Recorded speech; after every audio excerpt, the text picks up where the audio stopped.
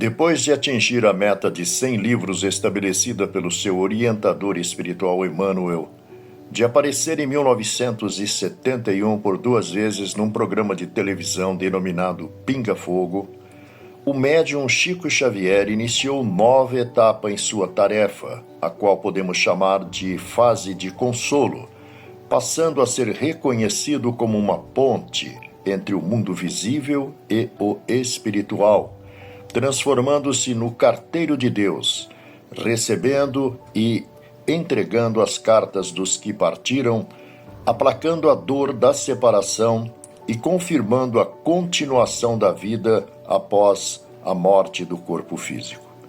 Neste programa, um encontro com essas mensagens. A história de hoje começa na enluarada noite de 22 de julho de 1982, nas cercanias de Franca, interior de São Paulo. Na altura do quilômetro 12 da rodovia Cândido Portinari, de frente ao Clube Esportivo e Recreativo de Franca, um caminhão de Nuporanga chocou-se de frente com o automóvel Brasília dirigido por Laura Maria Machado Pinto, jovem senhora de 33 anos, residente na capital paulista. Na violenta colisão, o tanque de combustível do veículo explodiu, transformando tudo em cinzas em poucos minutos. No carro, além da motorista, estavam suas 2 filhas que desfrutavam do final das férias escolares, além da amiga e afilhada de casamento Zélia Aparecida Lana Fontes, esposa do sócio do seu marido, com quem se casara 3 meses antes, e o pai desta, Sr. João Evangelista Lana, em cuja fazenda em São Sebastião do Paraíso, no sul de Minas, todos estavam hospedados.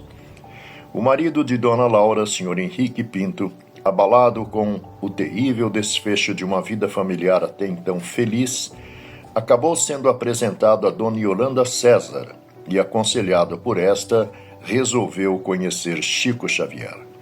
Algumas visitas depois, chegava a tão aguardada carta de sua querida esposa, mais precisamente 2 meses após, e referindo-se ao fato, o Sr. Henrique comentou o seguinte: passei por momentos terríveis, indesejáveis a qualquer ser humano. Foram 2 meses de martírio. Tive a impressão de que o mundo desabara sobre minha cabeça. A mensagem trouxe-me calor, ânimo e vida. Passei a não me sentir mais só. Deixei de lado as intenções de acabar com tudo, inclusive com a própria vida. Hoje, com toda essa experiência de vida, sou feliz. É difícil concebermos tais acontecimentos, mas de uma coisa podemos ter certeza: nenhuma porta é fechada por Deus sem que uma infinidade de outras sejam abertas. Para mim ficou mais claro que tudo na vida é efêmero. Tudo que é do homem se acaba, menos o amor de Deus, que é infinito. As novas portas que se abriram me permitiram novos horizontes e me deram outras razões para viver. Pude crer que há 1000 verdades entre a vida e a morte e que somos uma migalha no imenso universo. Por isso, só temos que viver com amor no coração, sem motivos para orgulho, vaidade e tolices humanas. O homem espera paz, união entre os seus e motivo de amor para continuar vivendo. A mensagem me deu tudo isso. Escreveu Dona Laura: Henrique, é muito difícil escrever depois de tamanhas provações. Isso ocorreu porque, de um lado, é a dor fixada de modo irremovível e, de outro, a transformação amarga na essência, mas sempre configurando a promessa de melhores dias. Compreendo o seu sofrimento, que é nosso, entretanto, estaria consolada com o reconforto que você pudesse articular adentro de você mesmo, em nosso benefício. Nossas lágrimas se entrelaçam, nossas tribulações ainda não diminuíram. Ainda assim, muito embora traga o coração partido pela saudade, pela angústia daquele acontecimento que as palavras não descrevem, peço a você coragem e fé em Deus. Endereço esse mesmo apelo à mãezinha Maria e ao Carlos que nos acompanham. Seria faltar com a verdade informar que nos achamos bem, qual se houvéssemos atingido São Paulo numa viagem feliz. Aquela tempestade concentrada de opressão que nos retirou do corpo foi algo de espantoso que a mente humana, ao que acredito, não consegue conceber. Seguíamos respirando o ar puro da estrada, conversando com as crianças, quando fomos colhidos pelo peso irresistível de ferro e fogo que nos consumiu a existência física em rápidos minutos. Creiam vocês que não houve lugar para a dor, porque as aflições reunidas numa só invasão de assombro e sofrimento nos deixou desorientados. Tivemos instantes de lucidez fora da vestimenta corpórea. No entanto, a providência divina jamais nos abandona. Lá mesmo, ante a visão do campo aberto, uma equipe de enfermeiros nos aguardava. Aquilo nos fez pensar em preparação. Agarradas comigo, as nossas queridas filhas Patrícia e Beatriz me tomavam a alma toda. Gritos e lamentações surgiam próximos de nós. No entanto, as ambulâncias que não conhecíamos nos recolhiam com pressa. Zélia, como que aparvalhada, buscava em meus olhos alguma força que também a mim faltava de todo naquela hora em que unicamente a ideia de Deus me dominava os pensamentos. O nosso amigo o Sr. João desmaiara e ainda na inconsciência as nossas pequenas, atendendo-me aos pedidos, se acomodavam nos veículos de socorro. Não sei. Tive a impressão de que uma energia estranha a mim própria me resguardava numa couraça de metal impermeável, porque a noção de responsabilidade prevalecia por dentro de mim. Uma fogueira que nos despojasse do corpo deliberadamente não nos faria tanto pânico. Uma espécie de pânico mortal, se pudéssemos dizer que penetrávamos num domínio em que a morte existisse. Sentia-me exausta, como o cérebro tangido por alucinações de pavor que não conseguiria comunicar ao papel se o desejasse. Me marcava todas as emoções, quando uma senhora de semblante simpático se abeirou de mim e notificou-me que o acidente imprevisível na terra fora notado na vida espiritual antes de vir a ser e que ela estava comigo e junto de nós com o fim de estender-nos mãos amigas. Apesar do espanto que me arrasava diante daquele montão de cinzas e objetos fumegantes, ainda tive meios de perguntar-lhe a que vinha e quem era que com tanta bondade se interessava por nós. Ela me informou ser a vovó Carmela, nome de que não me lembrava naquela hora de suplício de que ainda não nos desvencilhávamos. Vovó Carmela. Fosse quem fosse, confiei-me àqueles braços que me estendiam carinho e proteção. Abracei-me a ela, a avó que naquele momento se me fazia plenamente desconhecida, e só então consegui dar vazão às lágrimas que meu peito represava. Querido Henrique, você pode imaginar o mundo de pensamentos contraditórios que me desabrochava do íntimo. Por quê? A interrogação me atormentava. No entanto, ambas as máquinas socorristas que nos amparavam se colocavam em movimento. A vovó Carmela se instalou ao meu lado e abrigou-nos, as filhinhas então desacordadas. Até ali, os meus raciocínios se mostravam vigilantes. Não creio que isso acontecia em razão de forças que eu mesma não dispunha. Acontece que por dentro de mim, os instintos de mãe falavam mais alto, o cansaço me envolvia de todo, mas o anseio de velar pelas filhas não me permitia o repouso. Minha benfeitora falou do estranho poder materno de que Deus dotou a alma da mulher-mãe e me afirmou que o descanso me alcançaria tão logo visse as meninas devidamente protegidas e reconfortadas. Entre o medo e a inconsciência, notei que retornávamos para as vizinhanças de Franca, onde um hospital de emergência nos recebeu. Somente aí, ao ver que os nossos companheiros e as filhas queridas encontravam abrigo e apoio certos, é que consegui aceitar o repouso no leito improvisado que se me oferecia.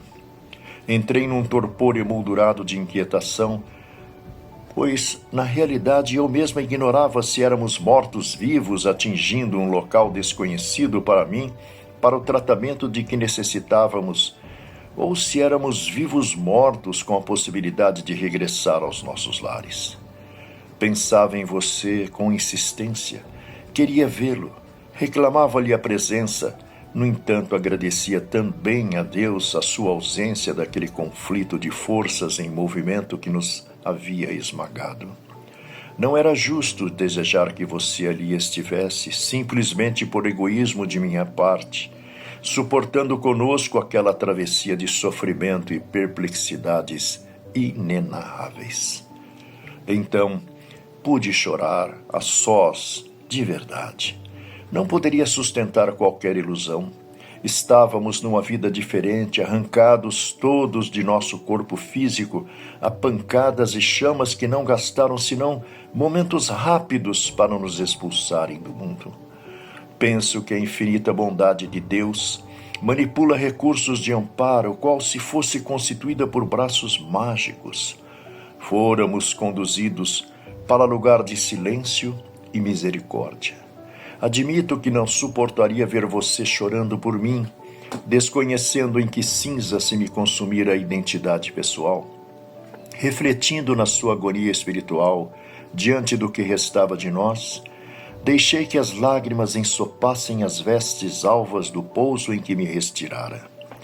Mãos devotadas ao bem me alcançaram e me transmitiam bandos ou brandos anestésicos para mim, invisíveis, e logo após achei o caminho indeterminado do sono em que me prostrei, não sei por quanto tempo. Mais tarde acordei para reconscientizar-me de tudo o que nos ocorrera, encontrando suficientes energias para chorar intensamente. A vovó Carmela e outras afeições se encarregaram de consolar-nos. Nós, os adultos, para logo entramos no conhecimento do acidente de que nos retirávamos tão despojados de tudo como quando nascemos na terra. Somente a Patrícia e a Beatriz indagavam de nossa volta para casa e os nossos diálogos se acentuaram até hoje, de maneira a recolhermos esclarecimentos precisos sobre a desencarnação, assunto sobre o qual, habitualmente na terra, não se pensa conquanto a fatalidade de semelhante encontro com as realidades que nos presidem a vida. Nossa situação prossegue desse modo até hoje, porque você compreenderá que 2 meses é tempo demasiadamente curto para se medir o tamanho de acontecimentos tão dolorosos. Busque tranquilizar-se a fim de meditarmos com acerto. Semelhante comportamento é igualmente o meu. Agora em que me vejo na contingência de rogar a Deus, nos auxilie a vê-lo reintegrado em sua vida normal de homem de bem. Não nos percamos da fé e estejamos conscientes de que as circunstâncias oportunamente nos trarão alguém que me ampare, amparando você, como se faz preciso. Você não nos perdeu, querido esposo, apenas viemos antes. Você, porém, ainda tem muitas realizações a promover no bem dos outros. Que você e o nosso amigo Carlos não admitam a ideia de morte. Compreendemos que a formação cristã que nos levantou os sentimentos de confiança para a vida não nos aprova a inspiração do suicídio direto, mas temos muitas formas indesejáveis de deserção voluntária, como seja o esquecimento de nosso interesse pela vida. Querido Henrique, auxilie-me com a sua coragem e envie-me os seus pensamentos de esperança para que eu saiba aceitar as ocorrências como são e como devem ser. Saiba que estarei com você em quaisquer momentos da vida e em todos os empreendimentos novos que você seja induzido a realizar.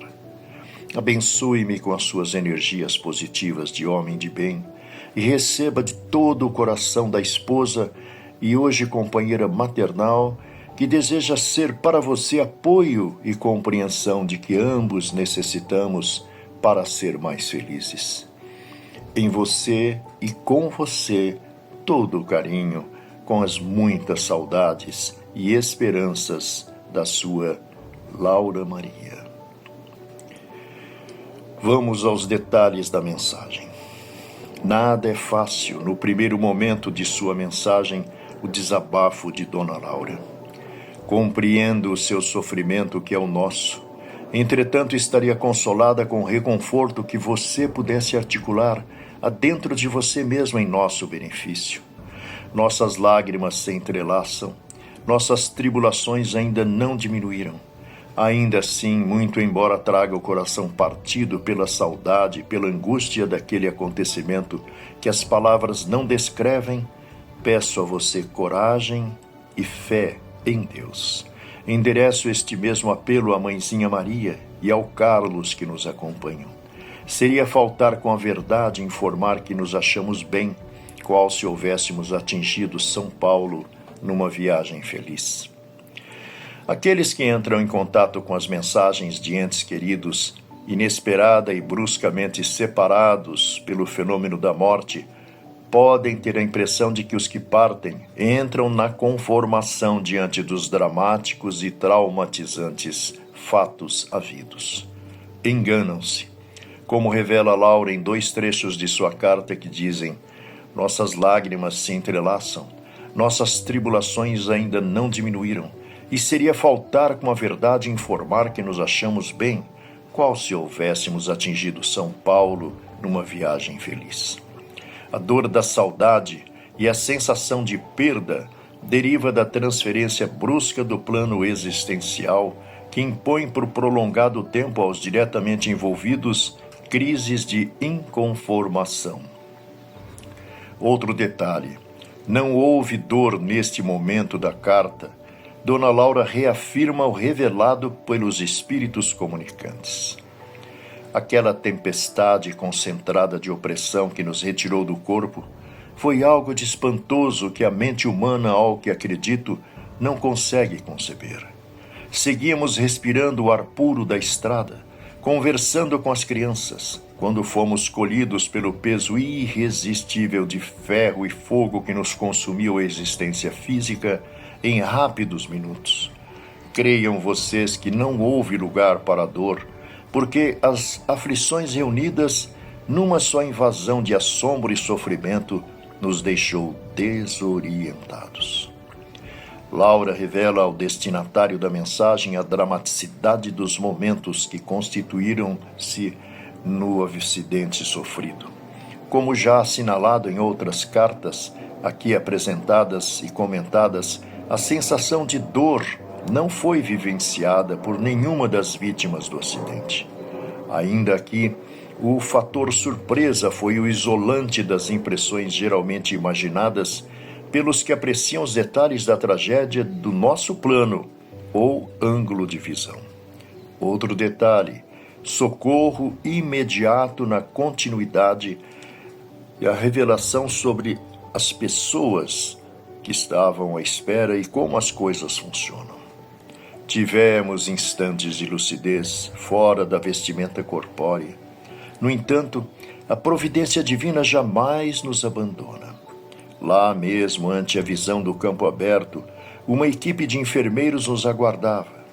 Aquilo nos fez pensar em preparação. Agarradas comigo as nossas queridas filhas Patrícia e Beatriz, me tomavam a alma toda. Gritos e lamentações surgiam próximos de nós. No entanto, as ambulâncias que não conhecíamos nos recolhiam com pressa.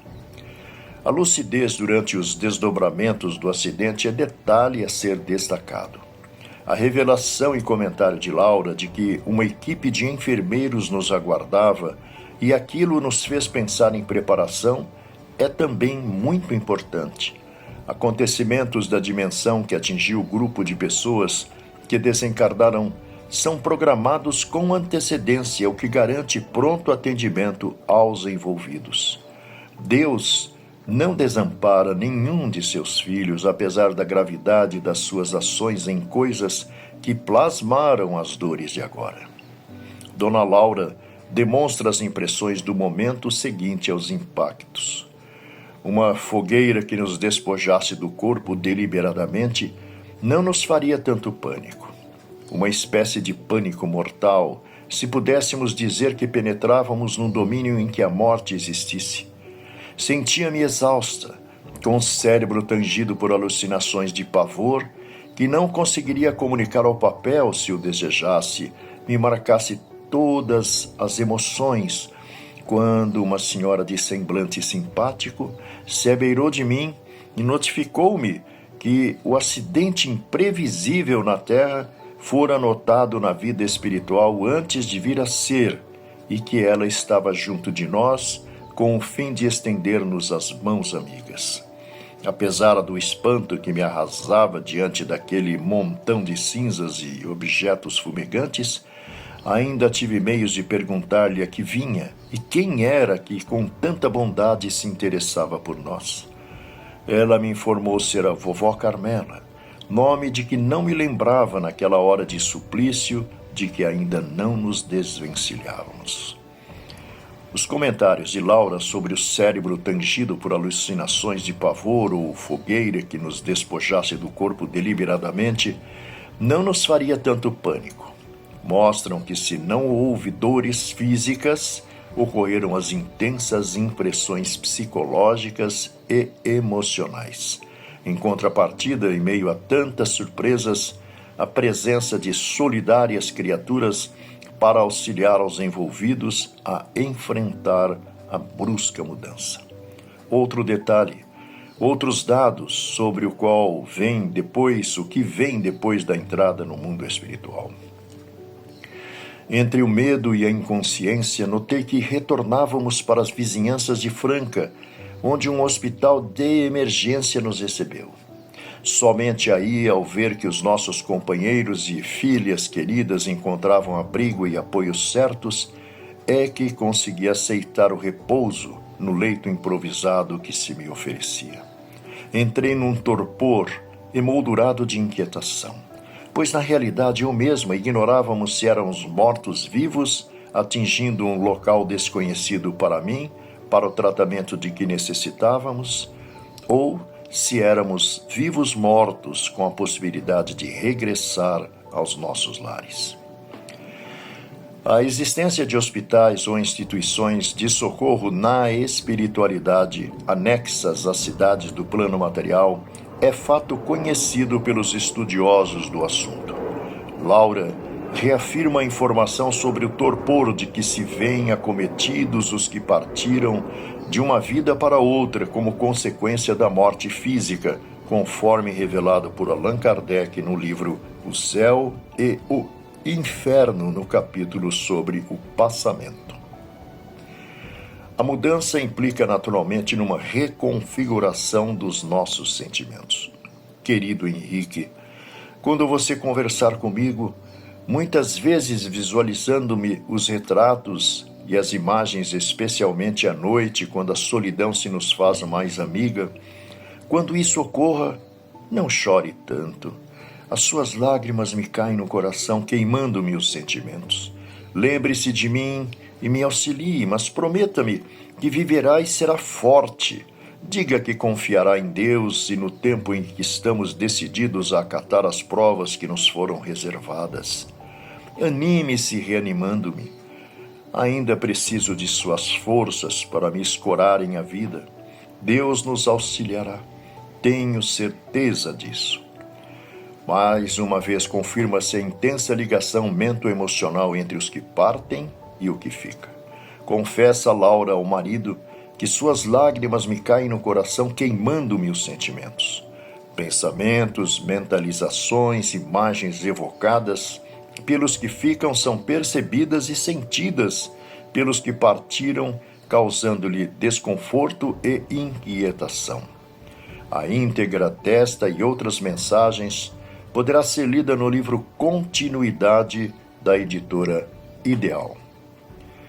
Como nós vimos nesse primeiro programa, a questão da sobrevivência é resolvida de uma certa forma pelas mensagens que a espiritualidade trouxe, no caso aqui em questão, através do médium Chico Xavier.